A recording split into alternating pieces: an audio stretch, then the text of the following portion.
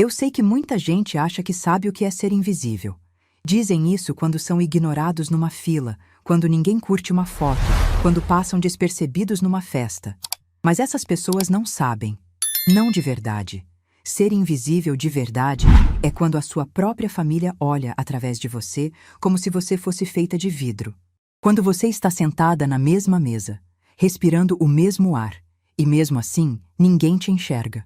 Quando você percebe, depois de anos, que o seu lugar naquela casa não é o de mãe, não é o de avó, não é o de matriarca. É o de um móvel antigo que ninguém tem coragem de jogar fora, mas que todo mundo queria que sumisse. Me chamo Mércia Almeida Fonseca.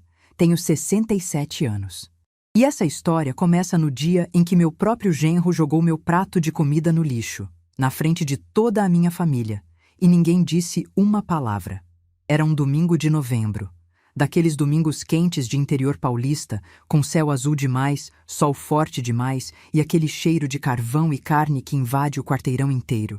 Minha filha Renata tinha organizado um churrasco na casa dela, em Sorocaba. O tipo de evento que reúne todo mundo: filhos, netos, genros, primos, cunhados, vizinhos. Cerveja gelada no isopor, música sertaneja no alto-falante, crianças correndo pelo quintal descalças. O tipo de evento que, na teoria, deveria ser sobre família, sobre estar junto, sobre pertencer. Mas para mim, há muito tempo, esses encontros tinham deixado de ser sobre pertencer. Tinham se tornado um exercício de resistência, de engolir em seco, sorrir sem vontade e contar as horas até poder ir embora sem parecer mal educada. Eu cheguei de ônibus, 2 horas de viagem desde Campinas, sozinha, com uma bolsa no colo e um bolo de fubá embrulhado num pano de prato limpo. Tinha acordado às 5 da manhã para fazer aquele bolo. A receita era da minha mãe, escrita à mão num caderninho amarelado que guardo há mais de 40 anos. Cada vez que abro aquele caderno, sinto o cheiro da cozinha dela, ouço a voz dela me ensinando a mexer a massa, devagar, sem pressa, com carinho. Fazer aquele bolo era o meu jeito de levar minha mãe comigo para os lugares onde eu precisava de coragem. Ninguém se ofereceu para me buscar. Ninguém mandou mensagem perguntando se eu precisava de carona, se tinha chegado bem, se o ônibus estava no horário. Eu já estava acostumada. Desde que meu marido Geraldo partiu, há 9 anos, eu fui sendo empurrada para as bordas da minha própria família. Não de forma brusca, nunca com gritos, nunca com uma conversa franca.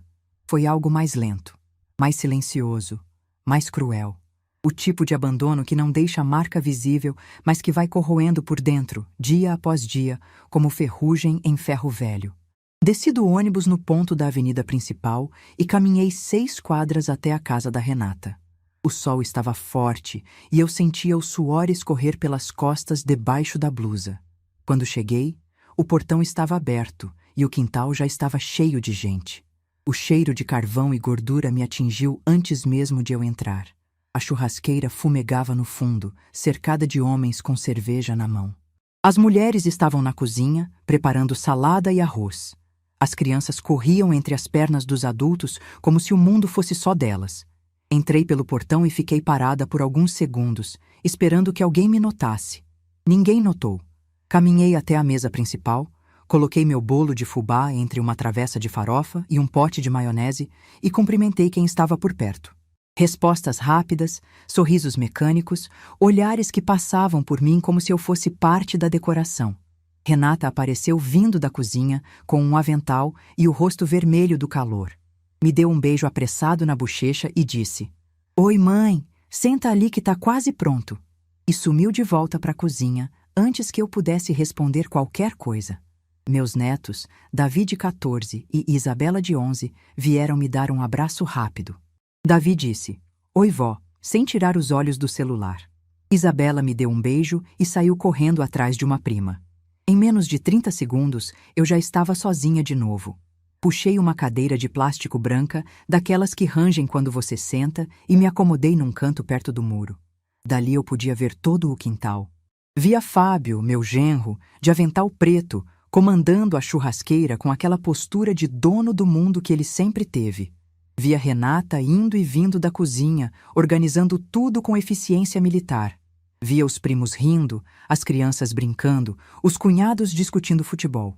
E via eu mesma, ali, sentada naquela cadeira, como uma espectadora da minha própria família. Fiquei ali por quase 2 horas. 2 horas sentada naquele canto, com minha bolsa no colo, ouvindo conversas das quais eu não fazia parte. De vez em quando, alguém passava e perguntava se eu queria uma água ou um refrigerante. Eu dizia, sim, obrigada. E a pessoa trazia e ia embora, como quem dá água para um cachorro no quintal. Com gentileza, talvez, mas sem envolvimento. Não era rejeição explícita, era algo pior, era indiferença. A indiferença educada de quem tolera sua presença, mas não sente sua falta quando você vai embora. Quando finalmente a carne ficou pronta e Fábio anunciou que o almoço estava servido, eu esperei. Deixei todo mundo se servir primeiro. Não por humildade, por hábito, porque em algum momento da minha vida eu tinha aprendido que meu lugar era depois de todo mundo, que minhas necessidades vinham por último. Que eu comer, eu querer, eu precisar, eram coisas que podiam esperar. Quando a fila diminuiu, levantei da minha cadeira, peguei um prato de papelão e fui até a mesa. Coloquei um pedaço de fraldinha, um pouco de arroz, uma colherada de farofa. Coisa simples, o suficiente. E foi aí que senti. Uma mão agarrou meu prato, firme, rápida. Tirou da minha mão antes que eu pudesse reagir. Levantei os olhos e vi Fábio. Ele estava com o meu prato na mão, segurando no alto, com aquele sorriso de canto de boca que eu conhecia tão bem. Aquele sorriso que não era um sorriso, era uma arma. E ele disse, alto, bem alto, para todo o quintal ouvir. Opa, opa, dona Mércia. Quem não contribui, não come. O silêncio foi imediato, como se alguém tivesse desligado o som do mundo. A música continuava tocando no alto-falante, mas ninguém ouvia mais. Todas as cabeças se viraram. Todas as conversas pararam. 20 e tantas pessoas olhando para mim e para o meu genro, com o meu prato na mão dele. Eu apontei para o bolo de fubá que tinha trazido. Ele olhou para o bolo, fez uma careta e deu uma risada. Não uma risada de humor, uma risada de desprezo. E continuou. Bolo de fubá, dona. Isso aqui é churrasco. Carne, bebida, carvão, tudo isso custa dinheiro. Gente que não ajuda a pagar não pode simplesmente chegar e se servir. E aí, olhando nos meus olhos, ele virou o prato e deixou minha comida cair dentro do saco de lixo. O barulho. Vocês não imaginam o barulho que um prato de papelão faz quando bate num saco de lixo cheio de ossos roídos, guardanapos sujos e cascas de cebola. É um barulho pequeno, quase nada. Mas naquele quintal silencioso, no meio daquelas 20 e tantas pessoas que prendiam a respiração, aquele barulho soou como uma explosão. Soou como o fim de alguma coisa. Olhei ao redor. Procurei os olhos da minha filha. Renata estava parada perto da porta da cozinha, com um pano de prato na mão, e ela abaixou os olhos, desviou o rosto, fingiu que estava olhando para o celular. Minha filha. A menina que eu carreguei na barriga por 9 meses, que eu amamentei de madrugada, que eu ensinei a andar, a ler, a amarrar o cadarço. Minha filha olhou para o chão enquanto o marido dela humilhava a mãe dela na frente da família inteira. Os primos viraram o rosto. Os cunhados de repente ficaram muito interessados na churrasqueira. Meus netos me olharam com aquela expressão de quem quer fazer alguma coisa, mas é pequeno demais para saber o quê. E Fábio ficou ali, com aquele sorriso, esperando minha reação, esperando que eu chorasse, que fizesse escândalo, que desse a ele o espetáculo que justificaria tudo o que ele tinha feito. Naquele momento, olhando para o fundo daquele saco de lixo onde minha comida tinha caído em cima de guardanapos usados e restos de carne, eu entendi uma coisa com uma clareza que nunca tive antes na vida. Não era sobre comida. Nunca tinha sido sobre comida. Era sobre quanto eu valia para aquelas pessoas. E a resposta estava ali, no lixo, junto com os ossos e os restos que ninguém queria. Respirei fundo. Senti o cheiro do carvão, da carne assada, do capim cortado do quintal. Ouvi a música sertaneja que ainda tocava no alto-falante, indiferente a tudo, como se nada tivesse acontecido. Ajeitei minha bolsa no ombro. Olhei para o Fábio nos olhos. E disse, com uma voz tão calma que até eu me surpreendi. Obrigada pelo almoço, Fábio. Foi muito esclarecedor. E saí, sem lágrimas, sem porta batendo, sem olhar para trás. Caminhei pelo quintal, passei pelo portão e segui pela calçada em direção ao ponto de ônibus. 6 quadras debaixo daquele sol de novembro, com o coração em pedaços e as pernas tremendo, mas com os olhos secos e a cabeça erguida. No ponto de ônibus, sentei naquele banco de concreto quente e esperei. 40 minutos. 40 minutos sozinha, com o barulho dos carros passando, com o sol castigando minha cabeça, com aquele gosto amargo de humilhação subindo e descendo pela garganta. 40 minutos em que nenhum telefone tocou, nenhuma mensagem chegou, ninguém veio correndo atrás de mim pedindo para voltar. Quando o ônibus finalmente apareceu, entrei, paguei a passagem e sentei na janela. E durante 2 horas, enquanto aquele ônibus que cheirava a diesel balançava a cada buraco na estrada, eu fiz a única coisa que me permiti fazer. Chorei, calada, com o rosto virado para a janela, vendo as luzes dos postes e dos carros passarem borradas pelas lágrimas. Sem soluço, sem barulho, um choro silencioso, contido, de quem está se despedindo de alguma coisa. E eu estava me despedindo. Não da minha família, mas da mulher que eu tinha sido até aquele momento. Da Mércia que abaixava a cabeça, que engolia desaforo, que sorria quando queria gritar, que pedia desculpas por existir. Daquela mulher que achava que amor era aceitar qualquer coisa, que ser mãe era ser capacho, que ser avó era ser invisível. Quando o ônibus chegou em Campinas, já era noite. Desci no terminal, caminhei até meu apartamento, abri a porta e fiquei parada na entrada por um longo momento, ouvindo o silêncio. Mas daquela vez, o silêncio não me assustou. Não era o silêncio do abandono. Era o silêncio de antes de uma tempestade. Tomei um banho quente, vesti minha camisola, esquentei uma sopa de legumes e sentei na mesa da cozinha. A mesma mesa onde eu e Geraldo decidimos abrir nossa empresa, há mais de 30 anos. A mesma mesa onde assinei contratos que mudaram a vida de centenas de pessoas. A mesma mesa onde planejei, sozinha, a reestruturação de um grupo empresarial inteiro depois que o homem da minha vida partiu. Peguei o celular, olhei para a tela. Nenhuma mensagem da Renata, nenhuma ligação de ninguém. Como se o que aconteceu naquele quintal fosse normal. Como se jogar o prato de uma senhora de 67 anos no lixo fosse apenas mais um episódio de domingo. Então, abri a agenda e encontrei o número que procurava. Marcos, o CEO do Grupo Fonseca. O homem que, há 20 anos, era o braço direito do meu marido e que agora respondia diretamente a mim. Porque a empresa que todo mundo achava que era dele, a empresa com 300 funcionários e 3 filiais, a empresa onde meu genro se achava o rei, essa empresa tinha uma dona. Uma única dona. E essa dona era eu. Disquei o número. Marcos atendeu no segundo toque. Marcos, preciso de uma coisa para amanhã cedo. O dossiê completo de todos os funcionários da filial de Sorocaba. E quero saber se existe alguma investigação interna pendente naquela unidade. Ele não perguntou por quê. Depois de 2 décadas trabalhando comigo, ele sabia que quando eu usava aquele tom, não era hora de perguntas. Era hora de agir. Desliguei o telefone e coloquei na mesa. Olhei ao redor do meu apartamento silencioso. As paredes, os quadros, a luz fraca do abajur da sala.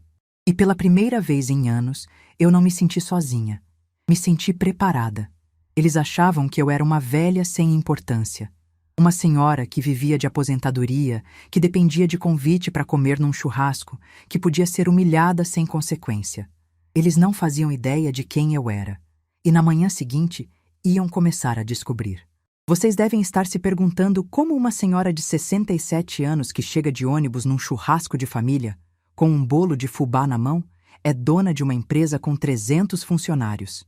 E eu entendo. Porque essa é exatamente a história que eu passei a vida inteira escondendo. Não por vergonha, por estratégia. Mas antes de falar da empresa, preciso falar do Geraldo, porque sem ele, nada disso faz sentido. Conheci Geraldo Fonseca em 1981, numa feira de eletrônicos em São Paulo. Eu tinha 23 anos e trabalhava como contadora numa lojinha de componentes no Brás, daquelas apertadas, com prateleiras até o teto e cheiro de solda. Ele apareceu num sábado de manhã, com uma camisa social amassada, barba por fazer e um sorriso que parecia não caber no rosto. Veio comprar capacitores para um projeto que estava montando na garagem de casa. Conversamos por 20 minutos sobre resistores e margem de lucro, e quando ele foi embora, eu já sabia que alguma coisa tinha mudado. 3 meses depois, estávamos casados. Minha mãe disse que eu estava louca. Meu pai disse que pelo menos ele era trabalhador. E a dona da lojinha disse que ia sentir minha falta porque eu era a única funcionária que nunca errava o troco. Geraldo era brilhante com circuitos, mas não sabia somar 2 parcelas sem se confundir. Eu era o oposto. Números eram minha língua materna. Então, quando ele decidiu montar uma oficina de componentes eletrônicos na garagem de casa, o acordo foi natural. Ele criava, eu administrava. Ele era o cérebro técnico, eu era a coluna vertebral financeira. E durante os primeiros anos, a coluna vertebral trabalhou mais do que qualquer osso deveria. Eu acordava às 4 da manhã para fazer o café, organizar os pedidos do dia, separar as notas fiscais. Geraldo começava a trabalhar às 6, montando placas, soldando componentes, testando circuitos. Eu atendia os clientes por telefone, negociava com fornecedores, cobrava inadimplentes. Quando Renata nasceu, em 1984, eu dava de mamar com o telefone preso entre o ombro e a orelha, fechando um pedido de R$ 2.000 com uma distribuidora de Guarulhos. Não tínhamos dinheiro para contratar ninguém. Então, durante 5 anos, a GF Componentes foi eu e ele, Geraldo e Fonseca. Só que todo mundo achava que GF era só Geraldo Fonseca. Ninguém imaginava que o F também era meu. Mércia Fonseca. A mulher invisível por trás das planilhas. E eu deixava. Deixava porque não me importava com crédito. Me importava com resultado. Me importava em ver aquela garagem virar um galpão, depois um escritório, depois uma fábrica. Me importava em garantir que meus filhos tivessem o que eu não tive: segurança. Eduardo nasceu em 1988, quando a empresa já tinha 12 funcionários e um faturamento que nos permitia respirar. Geraldo estava feliz, eu estava exausta, e a vida seguia naquele ritmo alucinante de quem constrói alguma coisa do zero. Não havia férias, não havia folga, não havia tempo para vaidade. Havia trabalho, madrugadas e uma fé silenciosa de que ia dar certo. E deu. Nos anos 90, o setor de eletrônicos explodiu no Brasil. Empresas novas surgiam toda semana e a maioria quebrava em 6 meses porque não tinha gestão. Nós tínhamos. Eu tinha. Enquanto Geraldo desenvolvia produtos cada vez melhores, eu estruturei a empresa como um relógio. Sistema de estoque, controle de qualidade, política de crédito para os clientes, contratos de longo prazo com indústrias automobilísticas. Cada decisão passava por mim. Cada centavo era rastreado. Em 1998, a GF Componentes se tornou o Grupo Fonseca. 3 filiais, 120 funcionários, contratos com montadoras e indústrias de grande porte. Geraldo era o rosto da empresa, o que dava entrevistas, o que ia nas feiras, o que apertava mãos nos jantares de negócios. Eu ficava nos bastidores, sempre nos bastidores. Porque foi assim que aprendi a funcionar, fazendo tudo acontecer sem que ninguém me visse. E ali, sem que eu percebesse, eu estava construindo o padrão que definiria minha vida inteira. A mulher que sustenta tudo em silêncio. A mulher que ninguém vê, mas sem a qual nada funciona. A mulher que se acostuma a não receber crédito, a não ser reconhecida, a existir nas sombras. Quando os filhos cresceram, eu achei que as coisas iam mudar, que Renata e Eduardo iam entender o tamanho do que a mãe deles tinha ajudado a construir. Mas Renata seguiu a versão da história que todo mundo contava. A empresa era do pai, a mãe cuidava de casa. E Eduardo, mais perceptivo, um dia me perguntou por que eu nunca falava do meu trabalho na empresa. Eu respondi que não era importante, e ele acreditou. A verdade é que eu tinha medo. Medo de que, se as pessoas soubessem o quanto eu era importante para a empresa, elas passassem a me tratar diferente. Não melhor, diferente, com interesse, com cálculo, com aquele brilho nos olhos que aparece quando alguém descobre que você tem dinheiro. Eu já tinha visto isso acontecer com outras pessoas. A família que aparece, os amigos que surgem do nada, os pedidos de empréstimo, os convites interesseiros. Eu não queria nada disso. Queria ser amada pelo que eu era, não pelo que eu tinha. Queria que minha filha me abraçasse porque sentia saudade, não porque precisava de algo. Queria que meus netos me visitassem porque gostavam da minha companhia, não porque alguém mandou. E, acima de tudo, queria saber se as pessoas ao meu redor me amavam de verdade ou amavam a ideia de ter alguém sempre disponível para servir. Quando Geraldo recebeu um diagnóstico delicado no coração, em 2014, nós dois sentamos juntos e fizemos algo que nunca tínhamos feito. Planejamos o futuro sem ele. Foi a conversa mais difícil da minha vida. Ele segurou minha mão, olhou nos meus olhos e disse que eu era a pessoa mais forte que ele conhecia e que a empresa estaria segura comigo. Naquela noite, reformulamos todo o acordo societário. Eu fiquei com 70% das ações. Ele deixou 15% para Renata e 15% para Eduardo, em fundos que só seriam acessíveis depois de certas condições. Geraldo partiu em 2016. Silenciosamente. Como viveu? Um domingo de manhã, tomando café comigo na varanda, ele fechou os olhos e não abriu mais. Eu segurei a mão dele por quase 1 hora antes de ligar para alguém. Precisava de um tempo só nosso. Uma última conversa sem palavras, um último silêncio compartilhado. Lá fora, o sol nascia como se nada tivesse acontecido. O mundo continuava, mas o meu tinha parado. Depois do luto, veio a decisão mais importante da minha vida profissional. Eu podia assumir a presidência publicamente, dar entrevistas, aparecer nos eventos do setor. Ou podia fazer o que sempre fiz, trabalhar nos bastidores. Escolhi a segunda opção. Contratei Marcos, que era braço direito do Geraldo há 20 anos, como CEO público. Reestruturei a governança, criei um conselho administrativo e me coloquei como presidente desse conselho. Meu nome saiu do site, dos cartões de visita, dos comunicados. A empresa passou a ser, aos olhos do mercado, comandada pelo Marcos e pelo conselho. Mas toda decisão estratégica passava por mim. Toda contratação de diretoria, toda abertura de filial, todo contrato acima de um certo valor. Marcos me ligava 2 vezes por semana, me mandava relatórios mensais e a cada trimestre nos reuníamos na sala de reuniões da matriz, onde só nós dois e o diretor financeiro sabiam quem realmente mandava. Fiz isso por proteção. Proteção para mim, para os meus filhos, para o legado do Geraldo. Eu tinha visto empresários sendo assediados por parentes, sendo processados por oportunistas, sendo tratados como caixas eletrônicos ambulantes. Não queria essa vida. Queria paz. Queria poder tomar meu chá na varanda sem que ninguém me procurasse por interesse. E funcionou. Durante 9 anos, vivi como uma aposentada comum. Meu apartamento era simples, minhas roupas eram discretas, meu carro era um popular usado.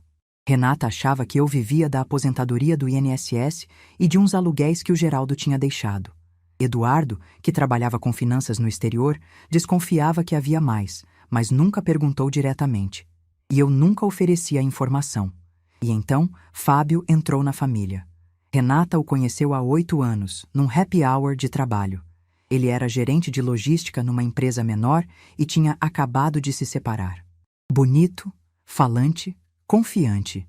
O tipo de homem que entra numa sala e quer que todo mundo saiba que ele chegou. No começo, confesso que tentei gostar dele. Pelo bem da Renata. Pelo bem dos meus netos que vieram depois. Mas Fábio tinha um defeito que eu identifico de longe, porque passei a vida inteira no mundo dos negócios. Ele media o valor das pessoas pelo que elas aparentavam ter. Carro, cargo, relógio, endereço. Esse era o termômetro dele. E quando me olhava, via uma senhora de cabelos brancos, roupas simples, que chegava de ônibus e trazia bolo de fubá. Aos olhos dele, eu não valia nada. O desprezo começou sutil. Cumprimentos frios, conversas interrompidas, opiniões ignoradas. Depois foi crescendo. No primeiro Natal juntos, ele sentou na cabeceira da mesa. A cabeceira que era do Geraldo, que era minha por direito. Ninguém disse nada. No batizado do Davi, ele organizou tudo sem me consultar, e quando perguntei se podia ajudar, respondeu que já estava tudo resolvido e que eu podia descansar. Descansar. Como se eu fosse uma peça decorativa que precisava ser guardada. Há 4 anos, Fábio mudou de emprego. Foi contratado como gerente de operações na filial do Grupo Fonseca, em Sorocaba. Quando Renata me contou, toda orgulhosa, eu senti o mundo girar. Meu genro, o homem que me tratava como se eu fosse um estorvo, ia trabalhar na minha empresa. Na empresa que eu construí com minhas mãos. Pensei em falar alguma coisa. Pensei em contar a verdade naquele mesmo instante. Pensei em olhar para Renata e dizer: filha, essa empresa que seu marido tanto se gaba é minha. Cada parede, cada máquina, cada centavo que paga o salário dele passou pela minha mão. Mas não falei, porque uma parte de mim queria ver. Queria ver quem ele era de verdade quando achava que ninguém importante estava olhando. E eu vi. Vi nos relatórios que Marcos me mandava, vi nas avaliações de desempenho, vi nas reclamações que começaram a chegar. Fábio tratava os subordinados com a mesma arrogância com que me tratava nos almoços de domingo. Dava ordens gritando, humilhava funcionários na frente de colegas, fazia piadas sobre a aparência das mulheres do setor administrativo. 3 advertências formais em 4 anos. Uma investigação aberta por intimidação contra uma funcionária. E um gerente regional que havia engavetado o caso porque Fábio, segundo ele, tinha boas conexões na cidade. Boas conexões. Ele achava que tinha boas conexões. Nem nos seus pesadelos mais loucos ele imaginaria que a pessoa mais poderosa daquela empresa inteira era a velha de bolo de fubá que ele desprezava nos fins de semana. E eu guardei tudo. Cada relatório, cada advertência, cada reclamação. Guardei como quem guarda munição. Não porque planejava usar, mas porque sabia que, um dia, a verdade se revelaria sozinha. Ela sempre se revela. Eu só não esperava que o gatilho fosse um prato de comida jogado no lixo. Naquela noite de domingo, depois do churrasco, quando liguei para o Marcos e pedi o dossiê da filial de Sorocaba, eu não estava agindo por impulso. Estava fazendo o que fiz a vida inteira, tomando uma decisão com informação, com calma e com a certeza de que era a coisa certa a fazer. Não por raiva, não por humilhação, mas porque eu finalmente entendi que proteger quem me machucava era a maior traição que eu podia cometer contra mim mesma. E eu já tinha me traído por tempo demais. O dossiê chegou na manhã seguinte, às 7h30. E quando abri aquele e-mail, sentada na mesa da cozinha com o meu café preto e o silêncio do apartamento ao redor, eu soube que as próximas horas mudariam tudo. Para ele, para Renata, para mim, para toda aquela família que assistiu em silêncio enquanto meu prato ia para o lixo. O café esfriou na minha mão. Eu nem percebi. Estava ocupada demais lendo o nome Fábio Henrique dos Santos na tela do celular, seguido de 3 advertências, uma investigação parada e um histórico que contava exatamente quem ele era quando achava que ninguém estava olhando. Mas alguém estava. Sempre esteve. Às 7h32 da manhã de uma segunda-feira, sentada na mesa da cozinha do meu apartamento em Campinas, eu abri o e-mail que mudaria a vida de todas as pessoas dessa história, inclusive a minha. O café estava quente.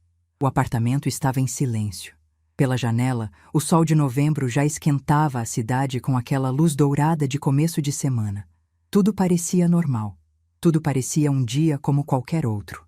Mas não era, porque naquela mesa, no mesmo lugar onde eu e Geraldo planejamos cada passo da nossa empresa, eu estava prestes a tomar a decisão mais difícil que já enfrentei, desde que ele se foi. O e-mail do Marcos tinha chegado pontualmente, como sempre. Assunto: Relatório Filial Sorocaba, confidencial. Abri o documento e comecei a ler. E quanto mais eu lia, mais o café na minha mão ia esfriando, porque eu simplesmente esqueci que ele existia. Fábio Henrique dos Santos, gerente de operações, contratado há 4 anos, avaliação de desempenho, metas batidas, números dentro do esperado. Até aí, nada surpreendente. Fábio sempre foi bom com números. O problema dele nunca foi competência técnica. O problema dele era ser gente. A primeira advertência veio 8 meses depois da contratação. Um funcionário do almoxarifado registrou uma queixa formal, dizendo que Fábio o havia humilhado na frente de toda a equipe por causa de um erro no inventário. Segundo o relato, ele disse: "E eu li a frase 2 vezes para ter certeza. Se você não serve nem para contar caixa, imagina para que você serve." A advertência foi aplicada, Fábio assinou, e a vida seguiu. A segunda advertência veio 1 ano depois. Dessa vez, foi uma supervisora do turno da noite que reclamou.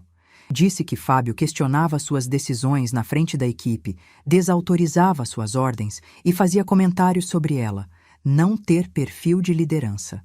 Quando o RH investigou, descobriu que 3 outros funcionários confirmaram a versão dela. Fábio recebeu a advertência e, segundo o relatório, reagiu dizendo que a empresa estava ficando sensível demais. A terceira advertência era a mais recente, de 6 meses atrás, e era a mais grave. Uma funcionária do setor administrativo, uma moça chamada Cláudia, registrou uma queixa detalhada descrevendo um padrão de intimidação.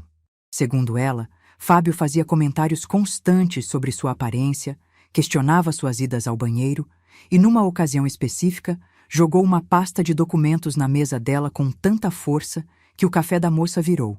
E ele disse: "Quando eu peço uma coisa, é para ontem. Se não aguenta a pressão, volta para casa." A investigação sobre o caso da Cláudia tinha sido aberta formalmente, mas estava parada. E o motivo estava ali, no relatório, numa nota que o gerente regional havia incluído. "Recomendo cautela no andamento deste caso. O colaborador possui boas conexões na cidade e sua saída abrupta pode gerar repercussão negativa para a imagem da filial." Larguei o celular na mesa e fiquei olhando pela janela por um longo tempo. Os prédios, os carros, as pessoas caminhando na calçada sem saber que ali em cima, numa cozinha silenciosa, uma senhora de 67 anos estava segurando na mão o destino profissional de um homem que a desprezava. Eu preciso ser muito sincera com vocês agora, porque esse é o momento da história em que muita gente espera que eu diga que senti prazer, que senti satisfação ao ler aquelas linhas. Que pensei, agora ele vai pagar. Mas não foi isso que eu senti. Eu senti tristeza, uma tristeza profunda, pesada, que veio do fundo do estômago e subiu devagar. Porque ali, naquele relatório, eu não estava vendo apenas o perfil de um funcionário problemático. Eu estava vendo o homem que minha filha escolheu para dividir a vida. O pai dos meus netos. O homem que sentava à mesa de domingo com a minha família. E ele era isso. Um homem que humilhava pessoas mais fracas que ele porque podia, porque achava que ninguém com poder estava olhando. Mas alguém estava. Fiquei ali na cozinha por quase 1 hora, pensando, pesando. Eu tinha 2 opções. A primeira era fazer o que sempre fiz: guardar, engolir, proteger, ligar para o Marcos, pedir para engavetar de vez a investigação e seguir vivendo como se nada tivesse acontecido. Como se o prato no lixo fosse só mais um episódio para engolir.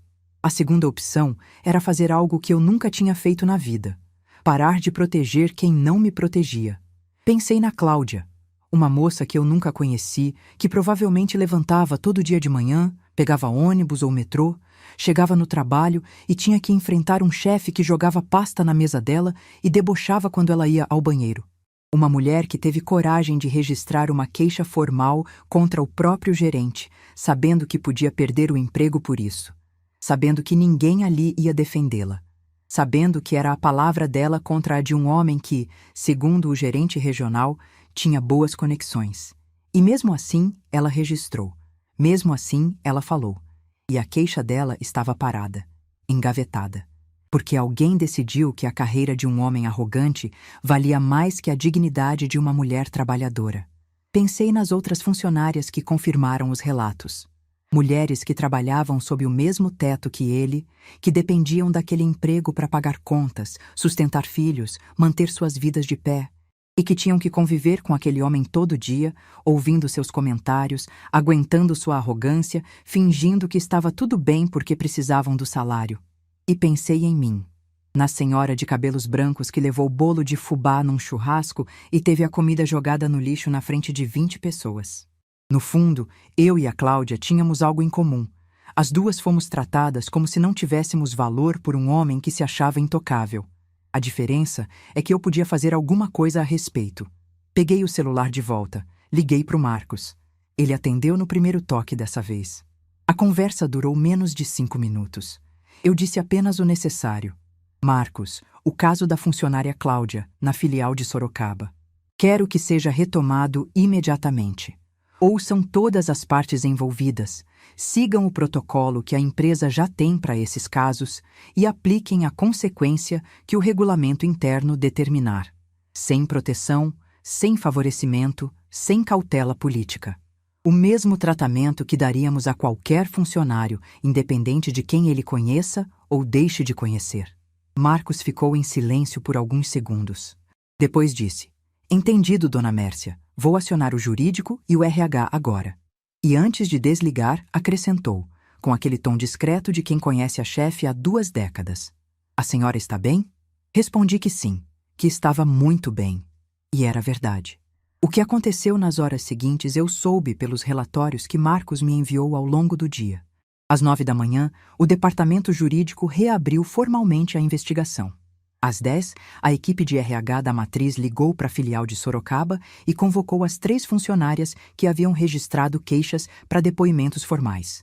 Às 11, o gerente regional que havia travado o processo recebeu uma notificação de advertência por negligência no cumprimento de protocolo interno.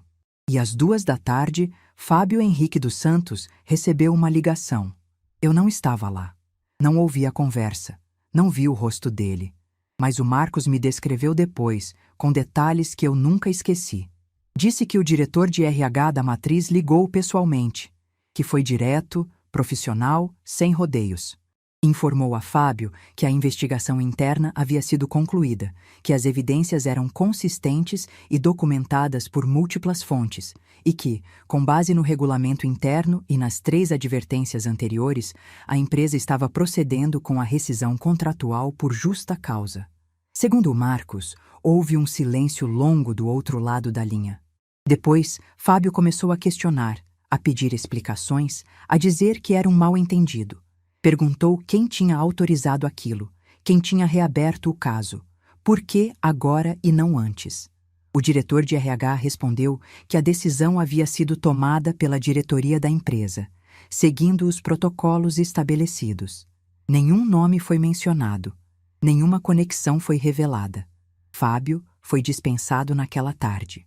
Entregou o crachá, recolheu seus pertences e saiu da filial de Sorocaba menos de 24 horas depois de ter jogado meu prato no lixo. Eu soube de tudo sentada no meu apartamento, lendo os e-mails do Marcos no celular com uma xícara de chá na mão e o som dos pássaros da varanda ao fundo. Não houve celebração, não houve brinde. Não houve aquele momento dramático de triunfo que talvez vocês estivessem esperando. Houve apenas uma mulher silenciosa, numa cozinha silenciosa, sentindo o peso de uma decisão que precisava ser tomada. Renata me ligou às 8 da noite. A voz dela estava trêmula, entre o desespero e a confusão. Me contou que Fábio tinha sido mandado embora, que ele chegou em casa arrasado, dizendo que era perseguição, que alguém dentro da empresa queria derrubá-lo. Disse que ele não entendia, que nunca tinha acontecido nada parecido, que ele sempre foi um bom profissional. Eu ouvi tudo em silêncio. Cada palavra, cada justificativa, cada tentativa dela de encontrar sentido naquilo que, para ela, parecia uma injustiça aleatória.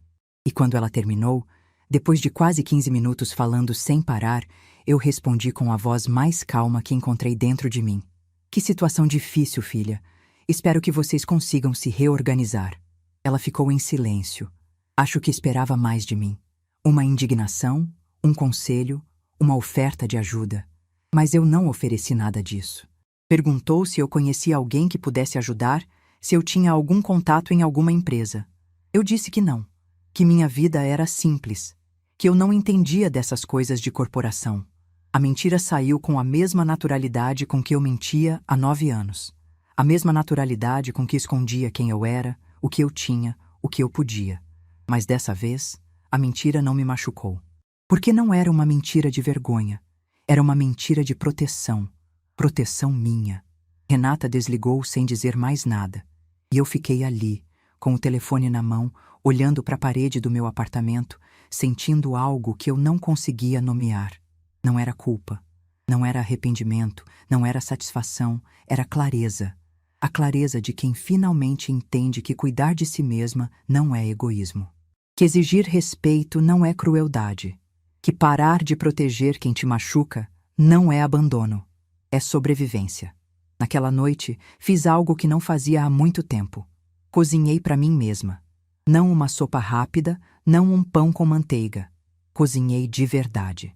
Fiz um arroz soltinho, um frango assado com batatas e, de sobremesa, uma fatia do bolo de fubá que tinha sobrado na forma em casa, porque o que levei para o churrasco, ninguém provou.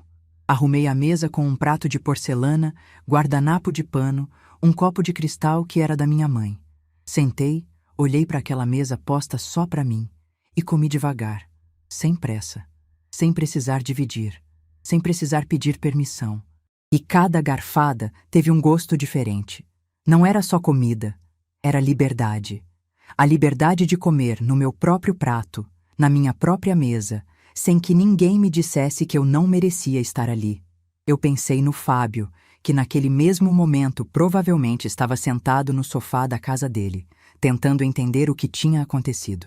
E pensei que talvez, pela primeira vez na vida, ele soubesse como era ter algo tirado de você sem aviso, sem explicação, sem chance de se defender. Exatamente como ele fez comigo naquele quintal, 24 horas antes. Mas eu sabia que a história não tinha acabado.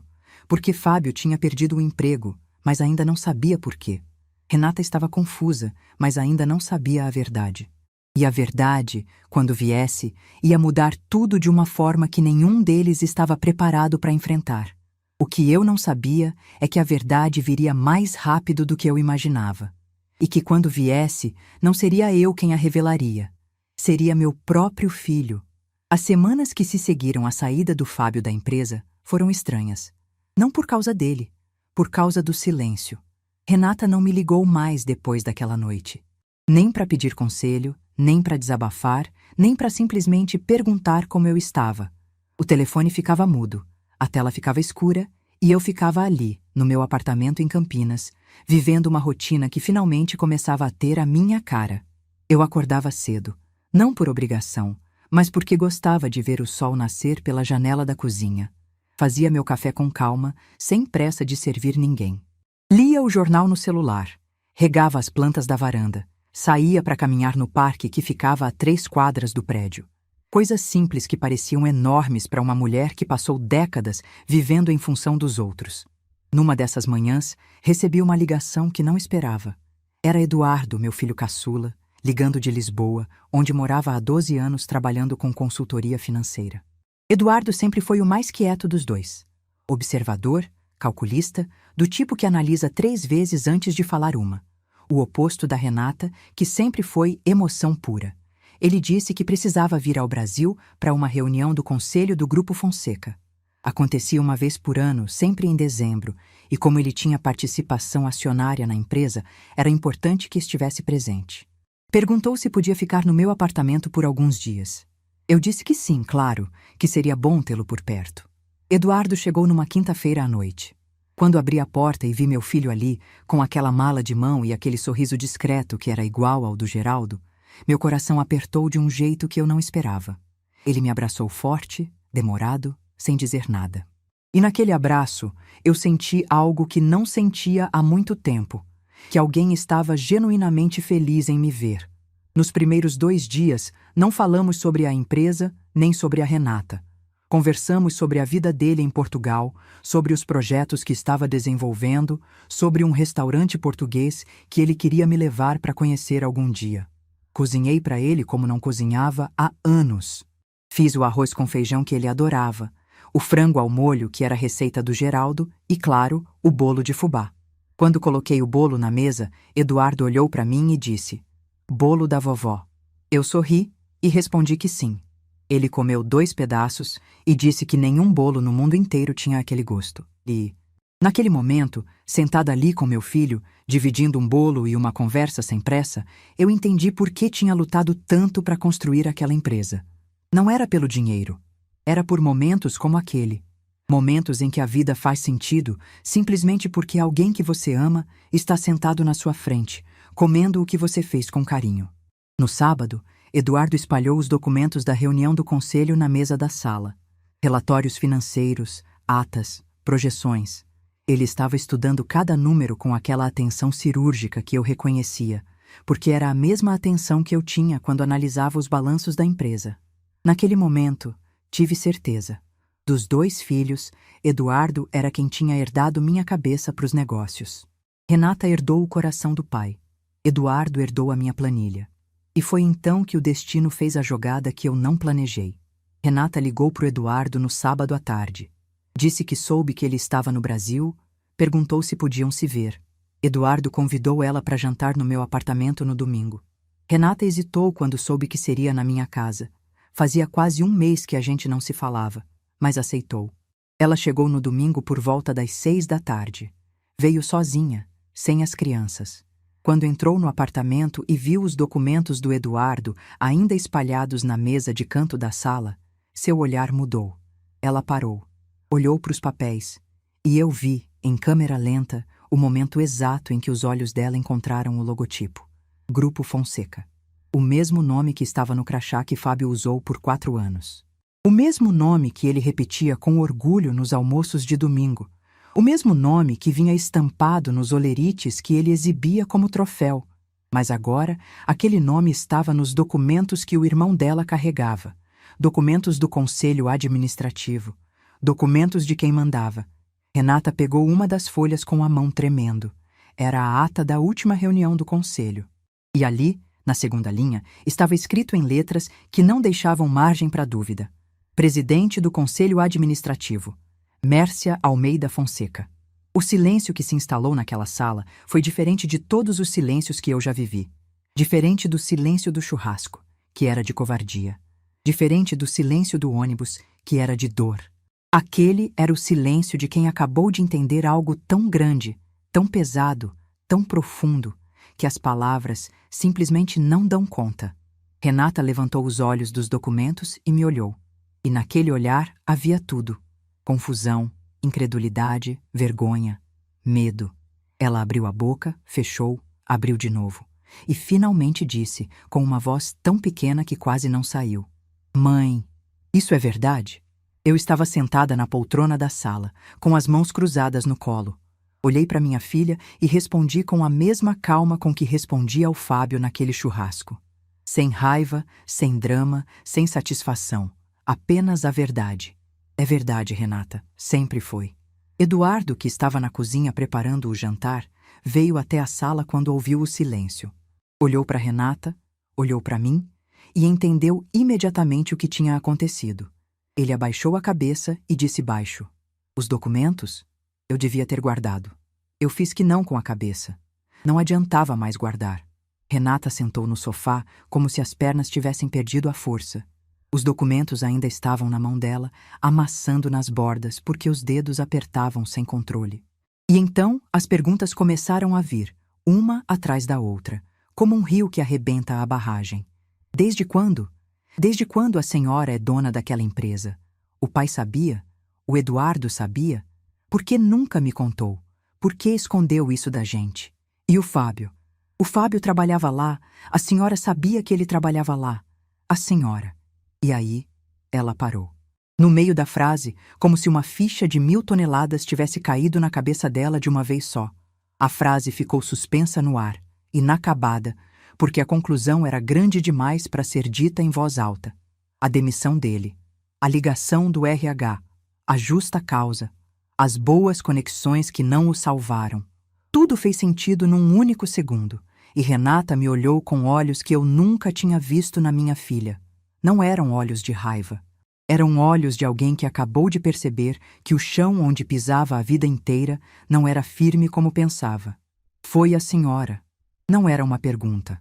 Era uma constatação, dita quase num sussurro, como quem tem medo de que a frase se torne mais real se for dita mais alto. Eu respirei fundo. Olhei para minha filha nos olhos e disse algo que eu precisava que ela ouvisse com muita atenção. Renata, eu não demiti o Fábio. O Fábio se demitiu sozinho. Ao longo de 4 anos, ele acumulou 3 advertências por tratar pessoas com desrespeito. Ele humilhou funcionários, intimidou uma mulher que só queria trabalhar em paz, e fez tudo isso achando que ninguém com poder estava vendo. A única coisa que eu fiz foi pedir que o caso dele fosse tratado como o de qualquer outro funcionário, sem proteção, sem favorecimento. Mas a senhora podia ter protegido ele. A voz dela tremeu. Ele é meu marido, É o pai dos seus netos. Proteger ele de quê, filha? Das consequências das próprias ações dele? Eu passei anos protegendo pessoas que não me protegiam. Seu marido jogou meu prato de comida no lixo na frente de toda a família e você abaixou os olhos. Naquele quintal, ninguém me protegeu. Ninguém disse uma palavra. E você quer que eu protegesse ele? Renata começou a chorar. Não um choro discreto, contido. Um choro de quem desmorona por dentro, de quem percebe que esteve do lado errado da história e não sabe como voltar. Eduardo sentou ao lado dela no sofá e colocou a mão no ombro. Ficou ali, em silêncio, porque algumas dores precisam de presença, não de palavras. Eu me levantei da poltrona, fui até a cozinha e voltei com um copo de água. Coloquei na mão da Renata e sentei ao lado dela. Não a abracei. Não porque não quisesse, mas porque eu precisava que ela sentisse o peso daquele momento sem que eu amenizasse. Algumas verdades precisam doer para curar. Depois de alguns minutos, Renata se acalmou. Bebeu a água, enxugou o rosto e ficou olhando para o chão por um longo tempo. Então disse algo que eu não esperava. Eu sempre soube que ele tratava mal a senhora. Sempre. Desde o primeiro Natal, quando ele sentou no lugar do pai. Desde a vez que ele disse que a senhora devia ir para uma casa de repouso. Desde todas as vezes que ele fez piada sobre a senhora ser velha, sobre a senhora não ter dinheiro, sobre a senhora ser um peso. Eu sabia, e não fiz nada. Cada palavra que saía da boca dela era como uma pedra sendo colocada sobre a mesa. Pesada, definitiva, impossível de ignorar. Por quê? Eu perguntei. Não com raiva, com genuína vontade de entender. Porque eu tinha medo de perdê-lo, medo de ficar sozinha. Medo de que se eu o enfrentasse, ele fosse embora e eu ficasse sem nada. E no meio desse medo todo, eu perdi a coisa mais importante que eu tinha, a senhora. Naquele momento, olhando para minha filha no sofá do meu apartamento, com os olhos inchados e a voz quebrada, eu senti algo se partir e se reconstruir ao mesmo tempo dentro de mim. A mágoa não desapareceu. Não ia desaparecer assim, num estalar de dedos. Depois de anos de silêncio e indiferença. Mas algo se abriu. Uma fresta. Uma possibilidade. Eu segurei a mão dela. Apertei.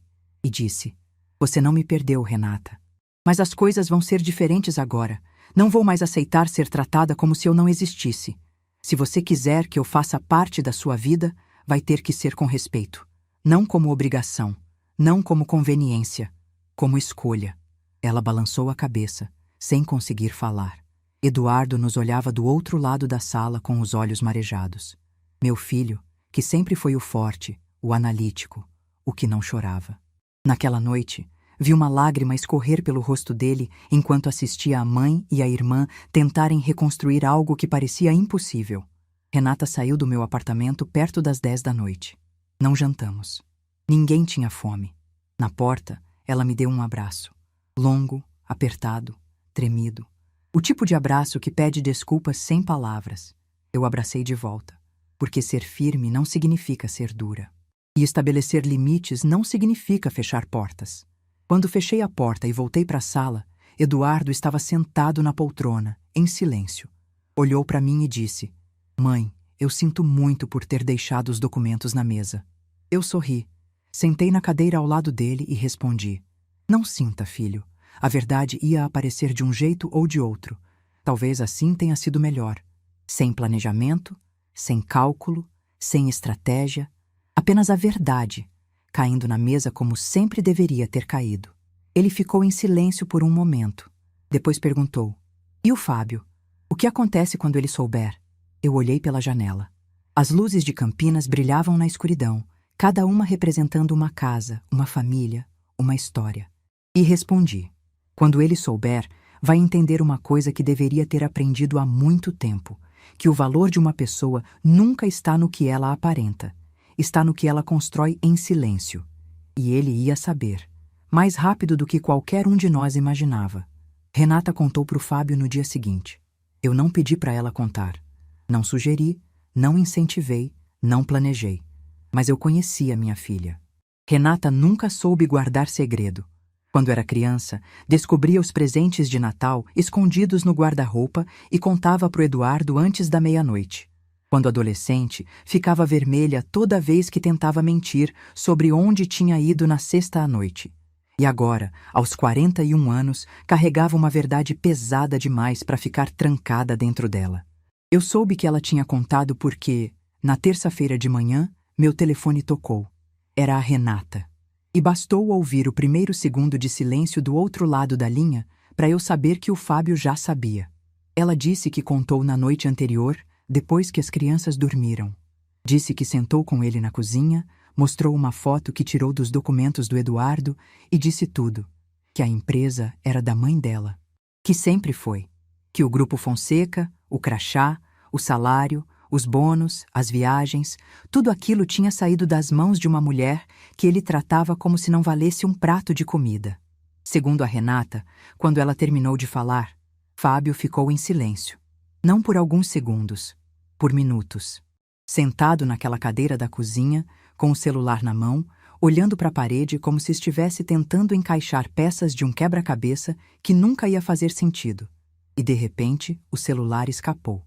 Simplesmente escorregou dos dedos dele e caiu no chão da cozinha com aquele barulho seco de plástico batendo no piso frio. Ele não se abaixou para pegar.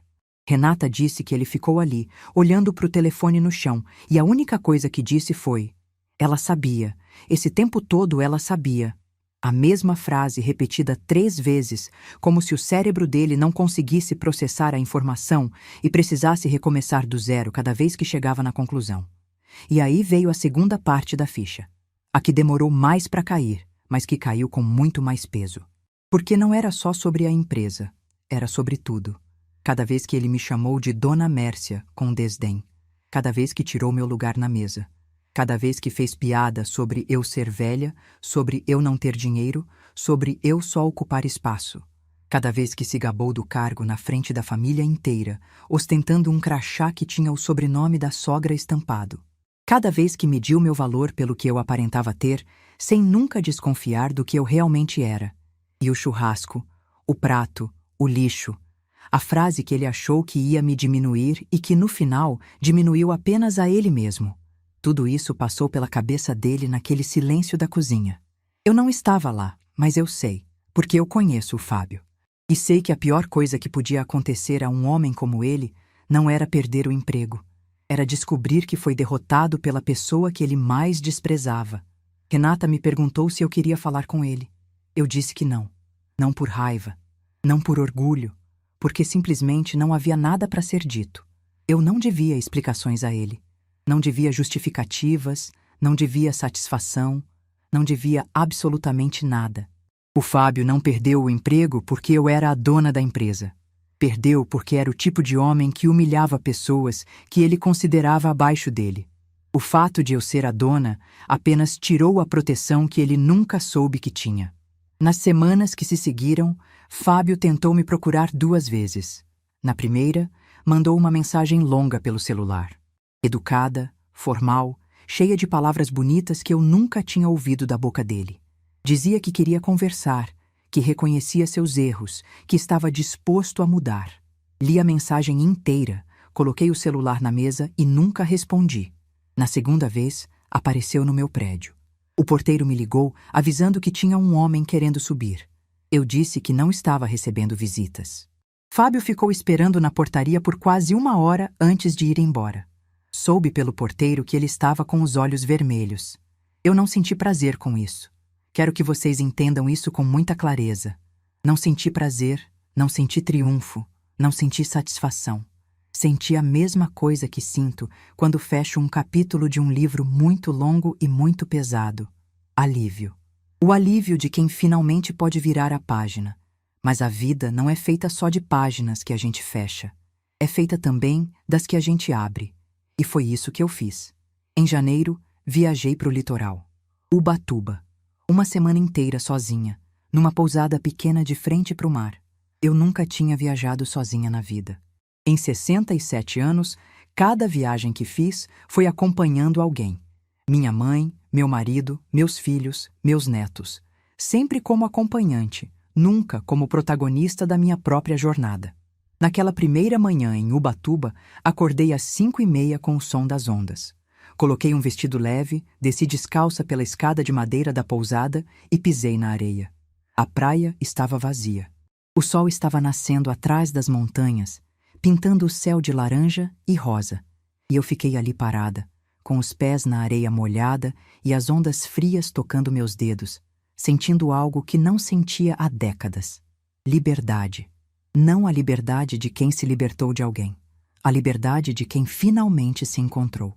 De quem olhou para dentro e viu uma mulher inteira, completa, capaz, que não precisava da aprovação de ninguém para existir, que não precisava de um lugar na mesa de ninguém para ter valor, que não precisava que jogassem um prato no lixo para descobrir que sempre mereceu comer na mesa principal da própria vida. Chorei ali na praia, mas dessa vez não era choro de dor. Era choro de quem chega em casa depois de uma viagem muito longa e finalmente reconhece o lugar. Voltei de Ubatuba renovada. Me inscrevi num curso de pintura em aquarela que eu queria fazer desde os 30 anos e nunca fiz porque sempre tinha alguém precisando de mim. Na primeira aula, minha mão tremia tanto que a professora perguntou se eu estava nervosa. Eu ri e disse que não era nervosismo. Era emoção. Emoção de estar fazendo algo só porque eu queria. Sem utilidade, sem obrigação, sem justificativa. Apenas porque me dava prazer. Retomei amizades que tinha abandonado. Liguei para Dona Teresa, uma colega dos tempos em que dava aula particular, e marcamos um café que durou 4 horas. Ela me contou da vida dela, eu contei da minha, e descobrimos que tínhamos décadas de conversa acumulada para colocar em dia. Comecei a frequentar um grupo de leitura na biblioteca do bairro. Descobri que aos 67 anos eu ainda era capaz de me apaixonar por um livro, de ficar acordada até tarde porque não conseguia parar de ler, de chorar com personagens que nem existem. O Marcos me ligou num desses dias para dar uma notícia que me emocionou mais do que eu esperava. Cláudia, a funcionária que havia registrado a queixa contra o Fábio, tinha sido promovida. Não por intervenção minha, pelo trabalho dela. Sem o Fábio bloqueando seu caminho, ela floresceu.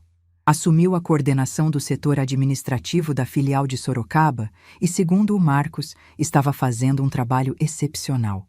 Quando ouvi isso, sorri sozinha na varanda do meu apartamento.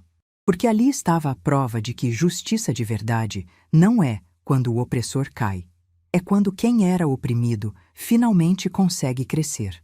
Com os netos, as coisas mudaram devagar. Davi e Isabela começaram a me visitar nos finais de semana. No começo, vinham com aquela energia contida de quem não sabe como se comportar perto da avó depois de tudo que aconteceu. Mas crianças são resilientes. Em pouco tempo, estávamos criando nossa própria rotina.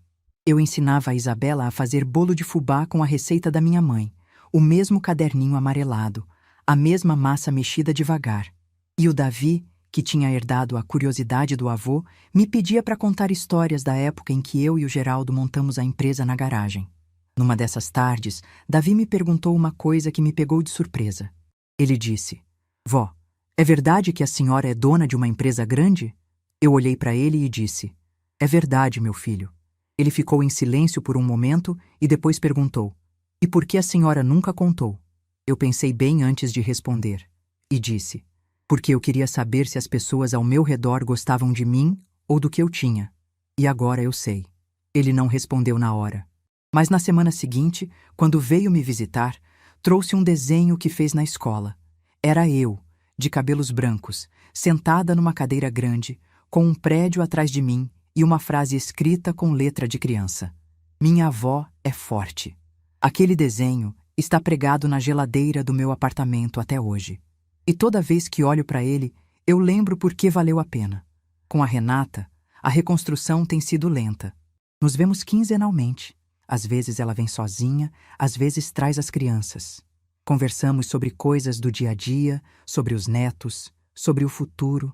Não falamos sobre o churrasco, não falamos sobre o Fábio. Não porque seja proibido, mas porque algumas feridas precisam de tempo para cicatrizar. E forçar a conversa antes da hora é como arrancar uma casca antes dela secar. O que mudou foi o olhar dela. Renata me olha diferente agora. Com respeito, com atenção. com aquela consciência de quem sabe que quase perdeu algo precioso e não quer repetir o erro. Ela pergunta minha opinião. Escuta quando eu falo. Não me interrompe. Não desvia o olhar. Não finge que está mexendo no celular. É pouco? Talvez. Mas para quem passou anos sendo invisível, ser vista já é tudo. Fábio e Renata continuam juntos. Não me cabe julgar essa escolha. Cada pessoa sabe o peso que está disposta a carregar. O que sei é que ele nunca mais me dirigiu uma palavra de desprezo. Nas raras vezes em que nos cruzamos, ele me cumprimenta com um aceno de cabeça, educado, distante, e segue em frente. E eu aceito isso, porque não preciso do respeito dele para saber quem eu sou. Nunca precisei. Ontem à noite, antes de começar a contar essa história para vocês, fiz uma coisa que se tornou meu ritual de todo final de tarde. Sentei na varanda do meu apartamento com uma xícara de chá de camomila, olhei para as luzes de Campinas se acendendo uma por uma e pensei no caminho que me trouxe até aqui. Pensei na menina de 23 anos que conheceu um rapaz numa feira de eletrônicos e decidiu apostar tudo. Pensei na mulher que construiu uma empresa na garagem de casa enquanto amamentava uma recém-nascida. Pensei na viúva que assumiu um império sozinha e escolheu se esconder para descobrir quem a amava de verdade. Pensei na avó que chegou num churrasco com um bolo de fubá e saiu com a dignidade intacta, mesmo depois de ter a comida jogada no lixo. Todas essas mulheres são eu. Todas elas vivem aqui dentro. E nenhuma delas se arrepende. Eu não conto essa história para que vocês sintam pena de mim. Conto porque sei que tem alguém ouvindo agora que se sente exatamente como eu me sentia naquela cadeira de plástico no canto do quintal. Alguém que está sendo tratado como invisível pela própria família. Alguém que abaixa a cabeça, engole o desaforo e sorri porque acha que amor é aceitar qualquer coisa. Não é. Amor não é aceitar qualquer coisa. Amor de verdade é quando alguém te vê, te respeita e te escolhe todos os dias. E se as pessoas ao seu redor não fazem isso, o problema não é você. É a cadeira onde você está sentada. Levanta. Sai. Vai procurar a mesa onde seu lugar já está posto. Meu prato foi parar no lixo naquele domingo de novembro, junto com os ossos, os guardanapos e os restos que ninguém queria. Mas eu fui parar exatamente onde sempre deveria ter estado, no topo da minha própria vida. E daqui, posso dizer com toda a certeza que cabe no peito de uma mulher de 67 anos. A vista é linda. Se essa história tocou seu coração, deixe seu like, se inscreva no canal e comente aqui embaixo. No meu lugar, o que você faria? Sua mensagem pode iluminar o dia de alguém.